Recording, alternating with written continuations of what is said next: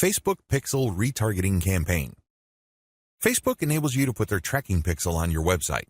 It will then track where people go on your site. If people end up at your shopping cart, for example, you can then run an ad reminding people about your site or reminding people about the products that they almost bought. They see these ads on Facebook.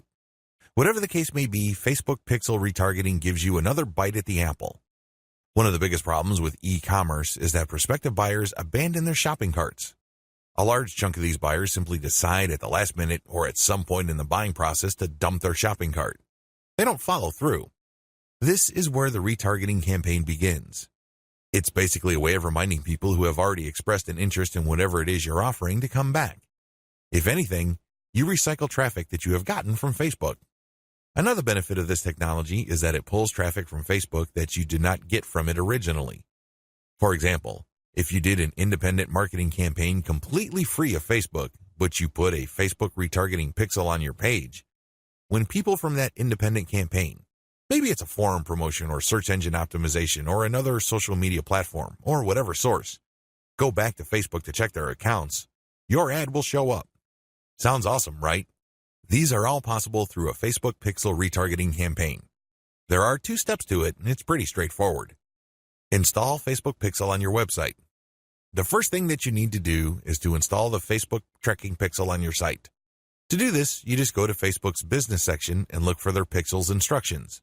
It's pretty straightforward. Even if you're using WordPress as your content management system, installing Facebook Pixel is a breeze. Next, you need to make sure that you drive traffic to your site. This means that you have to let traffic flow to your site for quite some time before you launch a retargeting campaign. It's not a good idea to launch a campaign as quickly as possible. You have to have enough targeting pixels installed in people's browsers for this to make sense. Otherwise, there are just not enough people to work with. Now, keep in mind that if you are in a niche that has generally low traffic levels, then you would have to conduct your campaign even though the overall traffic flow to your website is fairly low. Run ads on Facebook for retargeting. The ads that you're going to run for Facebook Pixel retargeting are going to be a bit different from the normal boosted posts or picture links that you run on Facebook. Instead, these are going to try to achieve 2 things. You can remind people about what they did. Maybe they wanted to buy something, but they changed their mind at the last minute. Perhaps they were reading some sort of conversion article and were about to enter their email address, but they didn't. Whatever the case may be, you're reminding them to come back to what they were doing before. The other thing that you can do with your Facebook Pixel retargeting campaign is to pull people deeper into your website. Usually, a website is composed of 2 parts.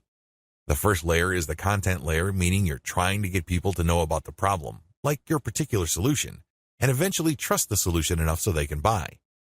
The other part, of course, is pretty straightforward. It's all about buying. But there's a complication. A lot of people would go through the content layers, but they never make it through to the actual buying part. They never make it to your conversion page. This is where retargeting ads that pull people deeper into your website makes a lot of sense. For whatever reason, somebody reading an article on your site decides to close the window and get out of your site. You can run ads that tell them about content, but another piece of content that is related to what they were reading before. This pushes them further down the conversion funnel.